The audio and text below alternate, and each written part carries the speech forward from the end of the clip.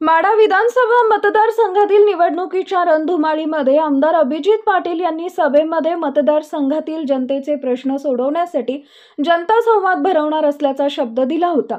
आमदार झाल्यानंतर त्यांनी तो शब्द खरा करत दिनांक 27 जानेवारी रोजी जनता संवाद भरवला होता। त्याला नागरिकांनी उत्स्फूर्त प्रतिसाद मिळाला।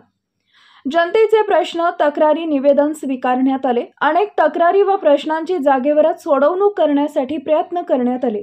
त्या संबंधित विभागाला सूचना देण्यात आल्या। त्यामुळे जनतेच्या कामाचा जागेवरच निपटारा करण्याचा प्रयत्न आमदार अभिजित पाटील यांनी केला।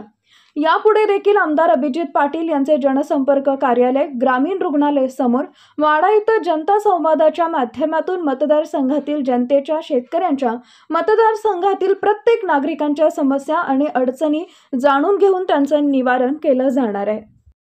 ताज्या घडामोडी जाणून घेण्यासाठी शिवशाही न्यूज यूट्यूब चॅनलला सबस्क्राइब करा। आपण हा व्हिडिओ फेसबुकवर पाहत असाल तर फेसबुक पेज फॉलो करा आणि शिवशाही news.com या आपल्या वेबसाईटलाही भेट द्या।